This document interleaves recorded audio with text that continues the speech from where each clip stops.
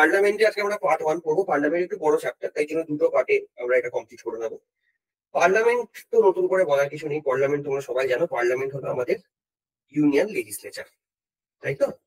Parliament কি? Parliament হলো আমাদের ইউনিয়ন লেজিসলেচার, তার মানে কি কেন্দ্রীয় আইনসভা। আমি যদি বাংলায় বলি, এটাকে আমরা বলতে পারি কেন্দ্রীয় আইনসভা। ঠিক আছে, এবার এই কেন্দ্রীয় আইনসভার কাজ কি? আমাদের সংবিধানের 7th শিডিউল, ঠিক আছে, 7th শিডিউলে যদি একটু বলি, 7th শিডিউলে তোমরা অনেকে জানো, আমি এটা আগে বলেছি, 7ম তফসিলে আমাদের বিষয়গুলো ভাগ করা আছে যার উপর আমরা আইন বানাবো। ইউনিয়ন লিস্ট এর এখানে কিছু বিষয় আছে যার উপর কেন্দ্রীয় আইন আমরা বানাবো। স্টেট লিস্ট, এখানে কিছু বিষয় আছে যার উপর আমরা রাজ্যের আইনগুলো বানাবো। আর কনকারেন্ট লিস্ট, যার উপর আমরা রাজ্য কেন্দ্র দুটো আইনই বানাবো। মানে বেসিক্যালি কনকারেন্ট লিস্টে সেই বিষয়গুলো থাকে যেমন এডুকেশন বা এগুলো, যার উপর রাজ্যের আইনসভাও আইন বানায়, কেন্দ্রের আইনসভাও আইন বানায়। স্টেট লিস্ট হলো সেই বিষয় যার উপর রাজ্যের আইনসভা আইন বানায়, আর ইউনিয়ন লিস্ট হলো সেই বিষয় যার উপর কেন্দ্রের আইনসভা আইন বানায়। আর এই কেন্দ্রীয় আইনসভা মানে আমাদের যেটাকে আমরা পার্লামেন্ট বলি, সে বেসিক্যালি ইউনিয়ন লিস্টের বিষয়গুলোর উপর আইনই বানাচ্ছে, কনকারেন্ট লিস্টের বিষয়গুলোর উপর আইন বানাচ্ছে। বুঝতে পেরেছো? তাহলে মেনলি আমাকে যদি জিজ্ঞেস করা হয় পার্লামেন্ট কি, পার্লামেন্টের কাজ হলো লেজিসলেট করা, অর্থাৎ আইন তৈরি করা। ঠিক আছে? আর আমাদের যেহেতু দুটো আইনসভা রয়েছে, একটা কেন্দ্রের আইনসভা রয়েছে, একটা রাজ্যের আইনসভা রয়েছে, আমরা এখানে কেন্দ্রীয় আইনসভা নিয়ে আলোচনা করছি, ইউনিয়ন লেজিসলেশন নিয়ে আলোচনা করছি।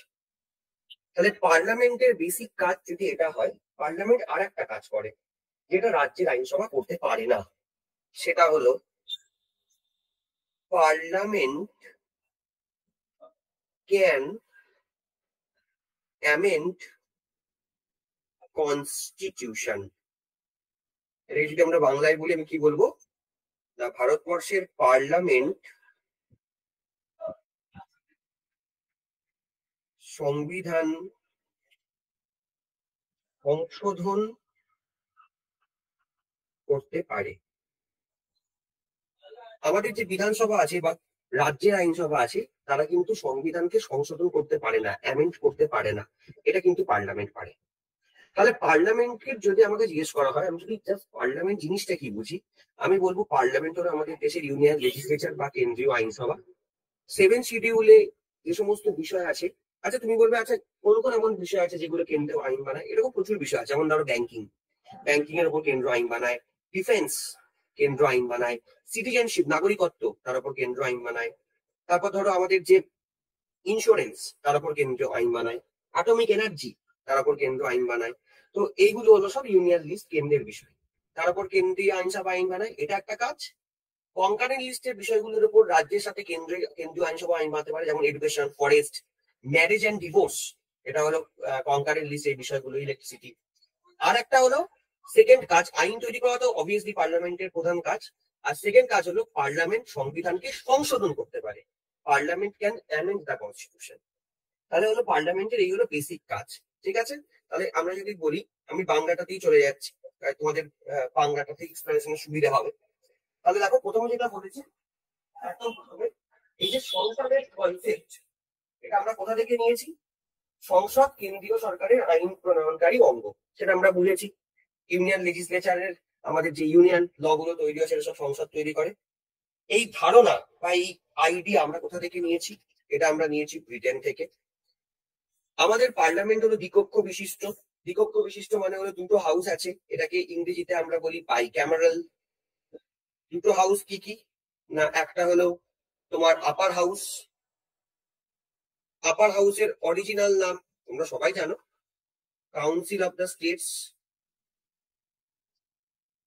আর এটার হিন্দি নাম বা বাংলা নাম তুমি যাই বলো রাজ্যসভা। রাজ্যসভা নামটা 1954-এ নেওয়া হয়। আর lower house, house of the people, Lok Sabha. Part 5-এ এর আইডিয়া আছে। 79 থেকে 122 আর্টিকেলের ভেতরে এগুলো বলা যায়। তালিকা কেন্দ্রীয়, ওয়েস্টমিনিস্টার সরকারের মডেল হিসেবে পরিচিত। অ্যাকচুয়ালি এটাকে ওয়েস্টমিনিস্টার মডেল বলে কারণ ইউকে থেকে তো আমাদের পার্লামেন্টারি ডেমোক্রেসির কনসেপ্ট নেওয়া হয়েছে। আর ইউকে তে যে পার্লামেন্ট সেটা কিন্তু কোথায় আছে, মানে যে জায়গাতে আছে সেই জায়গাটার নাম হলো ওয়েস্টমিনিস্টার, তাই এটাকে আমরা ওয়েস্টমিনিস্টার মডেল বলে থাকি। এইখানে আমি যেটুকুনি আলোচনা করলাম, এখানে ইংরেজিটাও দেখে নাও। Parliament of India is known as Sansad. Parliament is the legislative organ of the union government, মানে কেন্দ্রীয় সরকারের আইন প্রণয়নকারী সংস্থা। কনসেপ্ট ইউকে থেকে নেওয়া হয়েছে। নেচার বাইক্যামেরাল বা দ্বিকক্ষ বিশিষ্ট। পার্ট 5 আর্টিকেল 79 থেকে 122। লিস্ট ইউনিয়ন, ইউনিয়ন লিস্টের মধ্যে এটা পড়ছে। ওয়েস্টমিনিস্টার মডেল অফ গভর্নমেন্ট বলা হচ্ছে। ক্লিয়ার আছে এই অবধি? কারো যদি কোনো প্রশ্ন থাকে প্রথম স্লাইডে আমাকে জিজ্ঞেস করতে পারো, যদি ক্লিয়ার হয় একটু কাইন্ডলি জানিয়ে দাও ক্লিয়ার কিনা। Clear sir. ঠিক আছে, চলো তাহলে প্রথম পার্টটা আমাদের হয়ে গেল। আমরা নেক্সট স্লাইডে চলে যাই। Organization of the parliament. এই পার্লামেন্ট বলতে আমরা এক্স্যাক্টলি কি বুঝি, পার্লামেন্টের মধ্যে কি কি পড়ে? দেখো, একটা জিনিস ভালো করে দেখো, এখানে কাউন্সিল অফ দ্য স্টেট মানে রাজ্যসভা আছে, হাউস অফ দ্য পিপল মানে লোকসভা আছে, তার সাথে এখানে তুমি প্রেসিডেন্টকে দিয়ে ঢুকিয়ে দিয়েছো আর্টিকেল 79-এ। ন্যাচারালি তোমার মনে প্রশ্ন আসতে পারে যে ওয়াই প্রেসিডেন্ট, প্রেসিডেন্টকে কেন তুমি আর্টিকেল 79-এর পার্ট করেছো? এই প্রশ্নটা আসা স্বাভাবিক। এখানে তোমায় মাথায় রাখতে হবে যে পার্লামেন্টের কাজ কি? আইন তৈরি করা। আচ্ছা, তুমি আইনটা তৈরি করবে কি করে? আইন তৈরির প্রসেস কি? যদি আমি আইন তৈরির প্রসেস বলি, প্রথমে একটা বিল আনতে হয়। বিল হলো একটা লিখিত ড্রাফট প্রপোজাল, যেখানে কি বিষয়ে আইন তৈরি করা হবে সেটা বলা থাকে। তারপর সেই বিলটাকে ফার্স্ট হাউসে পাস করাতে হবে, তারপর সেই বিলটাকে সেকেন্ড হাউসে পাস করাতে হবে, তারপর সেই বিলটা যাবে প্রেসিডেন্টের কাছে, প্রেসিডেন্ট সেখানে সাইন করবে এবং প্রেসিডেন্টের সিগনেচারের পরে বিলটা আইন বা অ্যাক্টে পরিণত হবে। এই হলো প্রসেস। এবার ফার্স্ট হাউসের জায়গায় রাজ্যসভা, প্রথমে রাজ্যসভা তারপর লোকসভা। অর্ডিনারি বিলের ক্ষেত্রে প্রথমে লোকসভা তারপর রাজ্যসভা। মানি বিল এক ধরনের স্পেশাল বিল হয়, ট্যাক্স রিলেটেড বিল। সেই বিলগুলো অবভিয়াসলি তোমার শুধুমাত্র প্রথমে লোকসভাতে ইন্ট্রোডিউস করতে হয়, বাট নর্মাল বিল যেগুলো আছে সেগুলো তুমি যে কোনো হাউসে ইন্ট্রোডিউস করতে পারো। তার জন্য আমরা ফার্স্ট হাউস সেকেন্ড হাউস বলে লিখি। তো আলটিমেট দুটো হাউসে পাস করার পর প্রেসিডেন্ট যদি সই না করে, বিলটা কিন্তু আইনে পরিণত হবে না। তাহলে পার্লামেন্টের প্রাথমিক কাজ যদি হয় আইন তৈরি করা, সেটা তো সম্ভবই নয় প্রেসিডেন্টের সিগনেচার ছাড়া। ঠিক কি ভুল?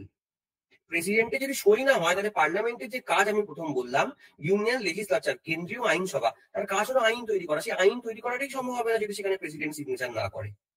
তাহলে প্রেসিডেন্টের সিগনেচার ছাড়া যদি আইন তৈরি না হয়, তাহলে প্রেসিডেন্টকে অবশ্যই আমাদেরকে পার্লামেন্টের অবিচ্ছেদ্য অংশ বলতে হবে। ইন্টিগ্রাল পার্ট মানে হলো অবিচ্ছেদ্য অংশ, যেটা ছাড়া মানে প্রেসিডেন্টকে ছাড়া পার্লামেন্ট সম্ভব নয়।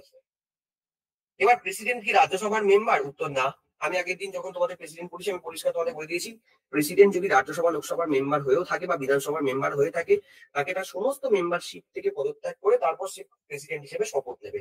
তার মানে প্রেসিডেন্ট কিন্তু কোনো হাউসের মেম্বার নয়।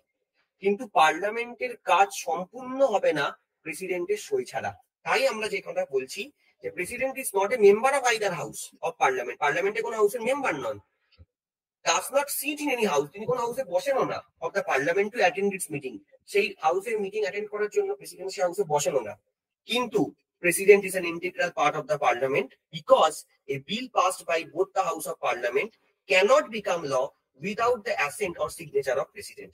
তাই জন্য আর্টিকেল 79-এ আমরা প্রেসিডেন্টকে অ্যাড করেছি, কারণ প্রেসিডেন্ট হলো আমাদের দেশের সংসদীয় যে ব্যবস্থা তার একটা অবিচ্ছেদ্য অংশ। বোঝা গেছে? ক্লিয়ার? অনেক ছেলেমেয়ের ধারণা হলো পার্লামেন্ট মানে তো রাজ্যসভা লোকসভা, এখানে আমার প্রেসিডেন্ট কথা কি এলো? বুঝতে পারছো? পার্লামেন্ট মানে শুধু পার্লামেন্ট ভবন নয়, পার্লামেন্ট ভবনে শুধু রাজ্যসভা লোকসভা এই দুটো হাউস আছে। পার্লামেন্ট মানে হলো একটা সিস্টেম, আমাদের দেশের আইন প্রণয়নের সিস্টেম, কেন্দ্রীয় আইনের তৈরির সিস্টেম। সেই সিস্টেমের মধ্যে অবশ্যই প্রেসিডেন্ট থাকবে, সেই অফিসের ভেতরে অবশ্যই প্রেসিডেন্ট থাকবে, কারণ প্রেসিডেন্টকে ছাড়া ভারতবর্ষে কোনো কেন্দ্রীয় আইন তৈরি হতে পারে না। একইভাবে যদি রাজ্যের আইনসভা বলো, সেখানেও কিন্তু গভর্নরের ভূমিকা অনস্বীকার্য, কারণ গভর্নরকে ছাড়া কিন্তু রাজ্যের আইন তৈরি হবে না। আমি বোঝাতে পেরেছি? ক্লিয়ার আছে? বুঝতে পেরেছো সবাই? কনফার্মেশন দাও। বাকি দুটো পয়েন্ট তো তোমাদের জন্য ইজি, সেটা মুখস্থ করা। হিন্দি নেম রাজ্যসভা লোকসভা অ্যাডপ্ট করেছে council of the state. Council of the state Rajya Sabha নামটা অ্যাডপ্ট করেছে 54 সালে। হাউস অফ দ্য পিপল মানে লোকসভা নামটা অ্যাডপ্ট করেছে 54 সালে। আর প্রথম লোকসভা ইলেকশন হয়েছিল আমাদের 25 অক্টোবর 1951 থেকে শুরু হয়েছিল 21 ফেব্রুয়ারি 1952। মানে অ্যাকচুয়ালি আমরা 1951 বলি। হ্যাঁ বলো রুবেল। বলছিলাম কি যে প্রথম লোকসভা কোন বই 51 দেখতে পাই, কোন বই 52 দেখতে পাই, কোনটাকে সঠিক করবো? দেখো, এটা ডিপেন্ড করছে হলো আইডিয়ালি তুমি যদি আমাকে বলো ফার্স্ট লোকসভা ইলেকশন কবে হয়েছে, যদি তুমি আমাকে বলো ফার্স্ট লোকসভা ইলেকশন কবে হয়েছে, তো 1951-তে। বলছি দেখো কি উত্তর হবে সেটা বলে দিচ্ছি। যদি বলে ফার্স্ট লোকসভা ইলেকশন কবে হয়েছে, আমি বলবো 1951 থেকে 1952। এটা আইডিয়াল উত্তর। তুমি বললে স্যার অপশনে 1951, শুধু 1951 আছে। ধরো অপশনে এইভাবে বলা আছে A B C D, 1950, 1951, 1953, 1954। Clearly তুমি দেখতে পাচ্ছ 1951 আনসার হবে। যদি এরকম আনসার দেয় এ বি সি ডি, 1950, 1952, 1955, 1956, ধরো আমি যদি আনসার দেয় ক্লিয়ার কাট 1952 হবে। সমস্যা একটু তুমি তখনই পড়বে না যদি এরকম আনসার দেয় 1950, 1951, 1952, 1953, তখন তুমি সমস্যায় পড়বে। কারণ এখানে 52 আছে, 53 আছে, এটাই বলছো তো রুবেল? যদি দুটোই থাকে কি করবো? হ্যাঁ স্যার, হ্যাঁ স্যার, তো 52 আইডিয়ালি করবো না? আমাদের অ্যাকচুয়ালি আমাদের ইলেকশনটা শুরু হয়েছিল 25 অক্টোবর, ঠিক আছে, 1951 থেকে 21 ফেব্রুয়ারি 1952।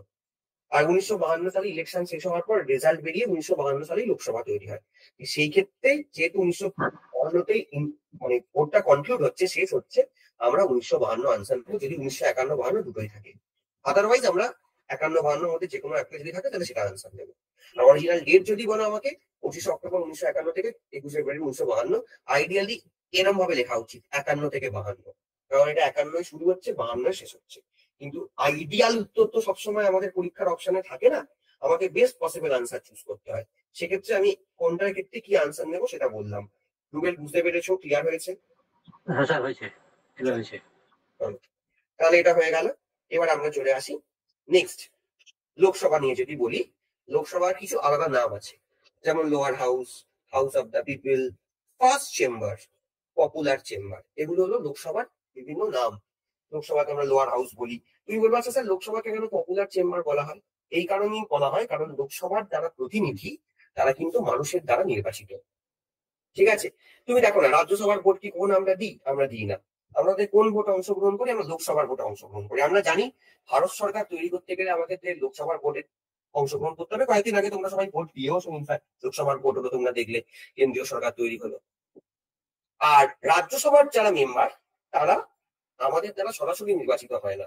আমাদের যারা বিধানসভার মেম্বার, যাদেরকে আমরা রাজ্য সরকার তৈরি করার সময় যখন আমরা বিধানসভায় ভোট দিই, সেই বিধানসভার মেম্বাররা আবার আমাদের রাজ্য থেকে যে রাজ্যসভার কোটা থাকে তাদেরকে রাজ্যসভায় পাঠায়। তাই বিধানসভা নির্বাচনটা আমরা সরাসরি অংশগ্রহণ করি, যেটা তোমার রাজ্য সরকারের নির্বাচন, রাজ্য সরকার তৈরি নির্বাচন। লোকসভার ভোটটা আমরা সরাসরি অংশগ্রহণ করি, কেন্দ্রীয় সরকার তৈরি নির্বাচন। এবং রাজ্যসভার যে ভোটটা সেটা আমাদের দ্বারা নির্বাচিত যারা বিধায়ক, যারা বিধানসভার মেম্বার, আবার রাজ্যসভার মেম্বারদেরকে আবার নিজেরা ভোট দিয়ে তাদেরকে পাঠায়। তো রাজ্যসভার ভোটে কিন্তু আমরা অংশগ্রহণ করি না। লোকসভার ভোটে যেহেতু মানে লোকসভার মাধ্যমে যেহেতু ভারত সরকার তৈরি হয়, এবং তোমরা খুব ভালো করেই জানো লোকসভাতে মেজরিটি যে দলের, সেই দল ভারত সরকার তৈরি করে, দ্যাট ইজ 273, 273টা সিট, যেটাকে তোমরা অনেকে ম্যাজিক ফিগারও বলে থাকো।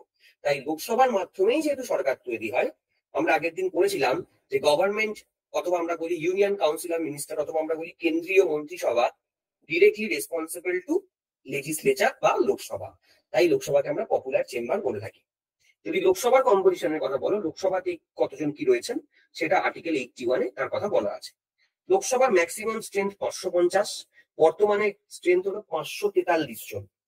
তার মধ্যে আমাদের 28টা রাজ্য থেকে 524 জন প্রতিনিধি নির্বাচিত হন, এবং আমাদের যে 8টা ইউনিয়ন টেরিটরি আছে সেখান থেকে 19 জন প্রতিনিধি নির্বাচিত হন। সব মিলিয়ে সংখ্যাটা 543।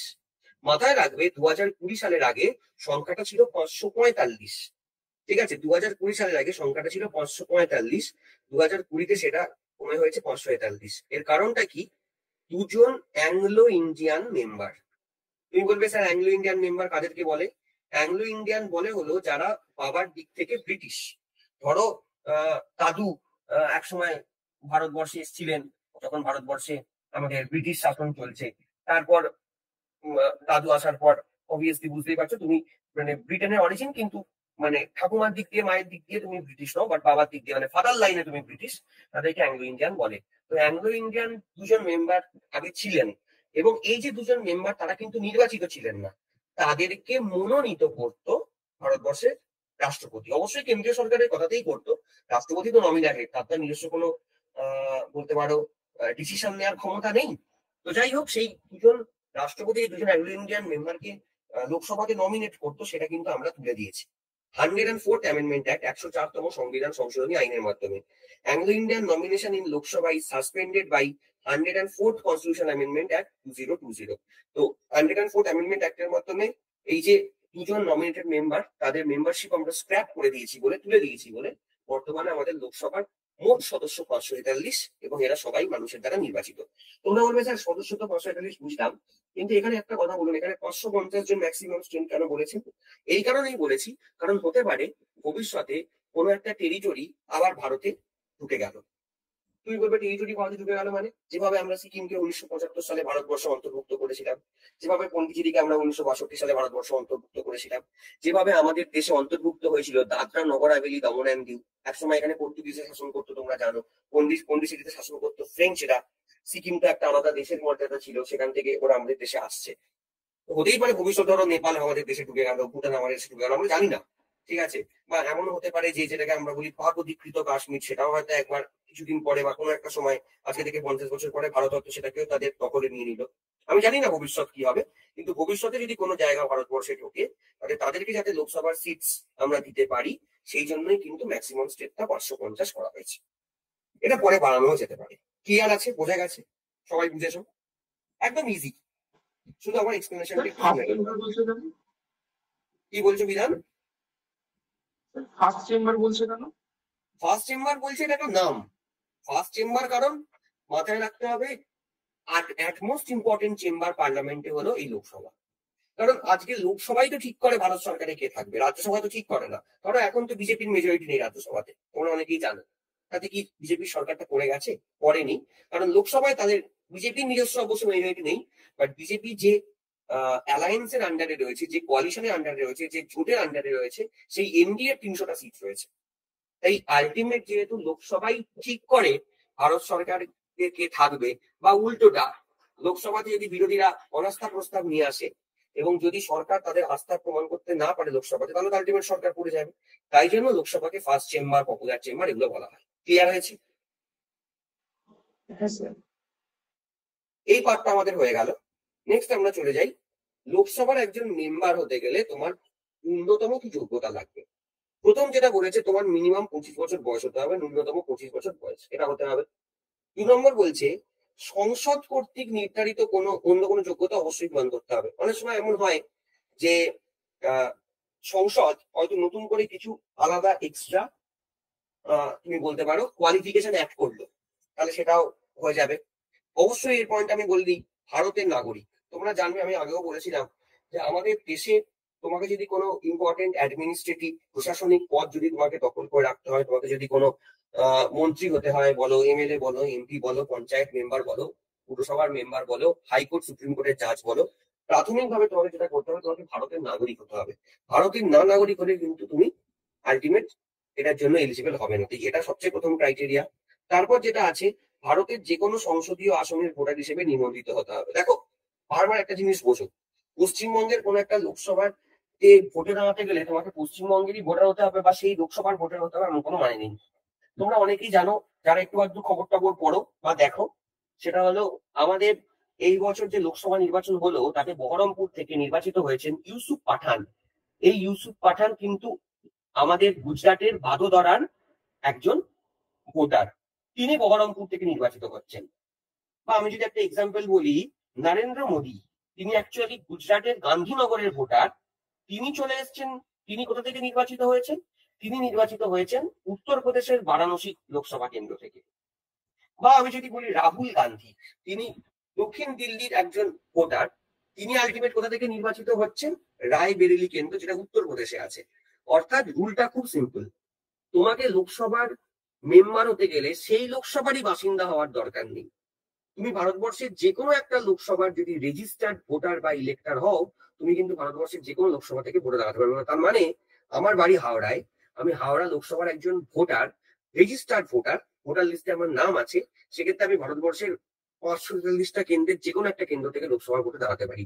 আমার যদি ইচ্ছা আমি লাদাখে গিয়েও ভোটে দাঁড়াতে পারি, আমার যদি ইচ্ছা হয় আমি উত্তর কলকাতাতেও ভোটে দাঁড়াতে পারি, আমার যদি ইচ্ছা হয় আমি রাজস্থানের কোটা থেকেও ভোটে দাঁড়াতে পারি, মধ্যপ্রদেশের বিদিশা থেকেও ভোটে দাঁড়াতে পারি। বুঝতে পারছো? যে কোনো ভারতবর্ষে একটা। হ্যাঁ স্যার, একটা প্রশ্ন আছে। কি বলছো মোহাম্মদ আনোয়ার?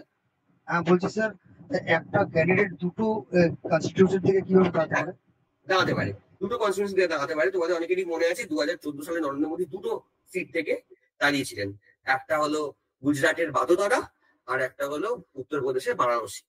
দেখো, দুটোর মধ্যে তুমি যদি যে কোনো একটা লোকসভাকে যেত আর একটা লোকসভাতে হেরে যাও, তাহলে তো সমস্যা সলভ হয়ে গেল। তুমি যে সেখান থেকে জিতেছো, তুমি সেখানকার এমপি হবে, মেম্বার অফ পার্লামেন্ট হবে। সমস্যা তখন হবে যদি তুমি দুটো লোকসভা থেকে জিতে যাও। যেমন নরেন্দ্র মোদী 2014-তে দুটো লোকসভা থেকে জিতে গিয়েছিল। এই বছর 2023-24 যে নির্বাচন হলো, সেখানে রাহুল গান্ধী দুটো লোকসভা থেকে ভোটে দাঁড়িয়েছিল। একটা হলো কেরালার ওয়ানাদ বলে একটা লোকসভা থেকে, আর একটা হলো উত্তরপ্রদেশের রায়বেরিলি থেকে। এবার রাহুল গান্ধীও কিন্তু নরেন্দ্র মোদীর মতো এই বছর দুটো লোকসভা থেকেই তিনি নির্বাচিত হয়েছেন। মাথায় রাখবে, তুমি যদি দুটো লোকসভা থেকেই নির্বাচিত হও, তাহলে কিন্তু নির্বাচিত হওয়ার মোটামুটি 10 থেকে 15 দিনের মাথায় তোমাকে যে কোনো একটা লোকসভা চয়েস করতে হবে। তুমি দুটো লোকসভা থেকে একসাথে এমপি হতে পারবে না। এবং যে লোকসভা থেকে তুমি এমপি হবে, সেই লোকসভার উল্টো দিকে মানে একটাই লোকসভা আছে এখান থেকেও তুমি জিতেছিলে, সেই লোকসভায় কিন্তু ভ্যাকেন্সি হবে, শূন্যতা হবে। এবং যে লোকসভাটা তুমি ছেড়ে দিলে, মানে তুমি জিতেছো বাট তুমি ছেড়ে দিয়েছো, যখন তুমি যে কোনো একটা লোকসভা থেকেই মন্ত্রী এমপি হতে পারবে, যেটা তুমি ছেড়ে দেবে, সেখানে যেহেতু শূন্যতা তৈরি হবে, শূন্যপদ তৈরি হবে, সেখানে 6 মাসের মধ্যে আবার উপনির্বাচন করতে হবে। রাজীব গান্ধী, রাজীব গান্ধী বলছি, সরি, তোমার নরেন্দ্র মোদী 2014-তে বারাণসী লোকসভাটা চয়েস করে নিয়েছিলেন, বাদুদরাটা ছেড়ে দিয়েছিলেন। এই বছর রাহুল গান্ধী দুটো থেকেই জিতেছে, রায়বেরিলি থেকেও জিতেছে, ওয়ানাদ থেকেও জিতেছে। উনি রায়বেরিলি কেন্দ্রটা চয়েস করে নিয়েছে। ওয়ানাদ কেরালাতে যে কেন্দ্রটা আছে, সেখানে ওনার যে বোন প্রিয়াঙ্কা গান্ধী, তিনি ওখানে সম্ভবত কংগ্রেসের হয়ে ভোটে দাঁড়াবেন উপনির্বাচনে, বাই ইলেকশনে, এবং আশা করা যায় তিনি ওখান থেকে নির্বাচিত হবেন, কারণ ওটা কংগ্রেসের খুব সেফ সিট। স্যার আরেকটা প্রশ্ন করবো স্যার। বলো। হ্যাঁ বলছি স্যার, আমাদের ধরুন মানে সংসদের রাজ্যসভার সদস্য, ও মানে রাজ্যসভার সদস্য কি প্রধানমন্ত্রী হতে পারে? আমার মনে হয় মোহাম্মদ মানোয়ার, তুমি আমার ক্লাস ফলো করো না। যদি তুমি আমার ক্লাস ফলো করতে, তাহলে আমি গতদিন অলরেডি বলে দিয়েছি যে গতদিন রাজ্যসভায় আমাদের দুজন প্রধানমন্ত্রী হয়েছে। একজন হলো ডক্টর মনমোহন সিং, একজন হলো এইচ.ডি. দেবেগৌড়া, এবং একজন হলো ইন্দিরা গান্ধী। তার যে প্রথম টার্ম, সেটা রাজ্যসভা থেকে ছিল। একটু ক্লাস ফলো করতে হবে কিন্তু, কারণ তোমরা যদি ক্লাসে কালকের ক্লাসটা পড়ি না, আগের দিন তাহলে তো কি করে তোমাকে হেল্প করা যাবে? সব আমি পড়িয়ে দিয়েছি। আমি কিন্তু প্রথম থেকে সবাইকে একটা কথা বলে এসেছি, যে আমার এক্সপ্লেনেশন যে ভালো করে শুনবে, যদি রেকর্ডিং তোমাদেরকে দেওয়া হয়, যে রেকর্ডিংটা যদি একবার করে দেখা যায়, তার সাথে যদি নোটটা ফলো করা যায়, তার বাইরে কোনো প্রশ্ন আসবে না। কিন্তু পড়তে তো হবে, কারণ স্পুন ফিডিং তো করানো সম্ভব নয়, বুঝতেই পারছো। চলো নেক্সট চলে যাই আমরা। আর কি বলা আছে? আর তার সাথে বলা আছে, কোন সংরক্ষিত আসনের ক্ষেত্রে প্রার্থী সংরক্ষিত বিভাগের হতে হবে। অসংরক্ষিত আসনের জন্য উপরে উল্লেখিত যোগ্যতা আছে এমন যে কোনো ব্যক্তি প্রতিদ্বন্দ্বিতা করতে পারবে। একটা এক্সাম্পল দিই। যেমন ধরো, আমি যদি বলি, এখানে লিখি রানাঘাট ব্র্যাকেটে শিডিউল কাস্ট, বা আমি যদি বলি ঝাড়গ্রাম ব্র্যাকেটে এসটি, বা আমি যদি বলি বর্ধমান পূর্ব ব্র্যাকেটে এসসি, এরকম কিছু কেন্দ্র আছে তোমরা জানো, সেগুলো কিন্তু সংরক্ষিত, রিজার্ভড। তারপরে রানাঘাট থেকে যিনি জিতে লোকসভার সংসদ হবেন, তিনি অবশ্যই শিডিউল কাস্ট হবেন। ঝাড়গ্রাম থেকে যিনি লোকসভার সংসদ হবেন, তিনি অবশ্যই শিডিউল ট্রাইব হবেন।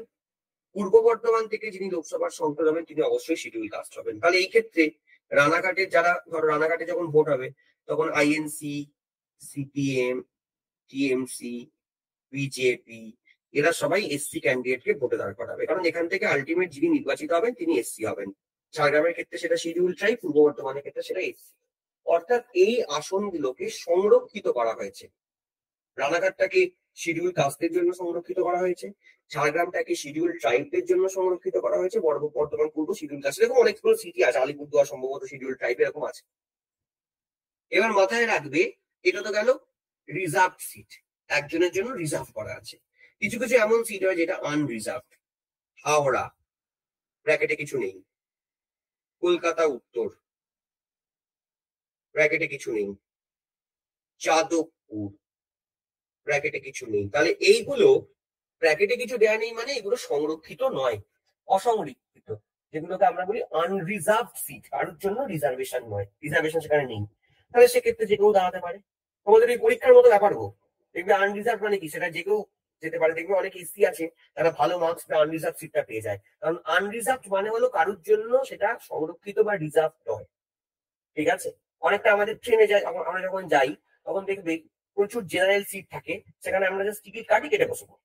যে বসে পড়বে তার ওটা ওই সিটটা তার হয়ে যাবে, কারণ সেটাকে তুমি আগে থেকে রিজার্ভেশন করো না। আর অনেক সময় দেখা যায় অনেক সিট যেটা আমরা টাকা দিয়ে আগে থেকে বুক করে নিই, সেই সিটটা আমার জন্য সংরক্ষিত হবে, আমি যদি সেখানে না যাই তাহলে সেই সিটটা ফাঁকা থাকবে, সেগুলোকে আমরা বলি রিজার্ভ সিট। ক্লিয়ার হয়েছে? বোঝা গেছে?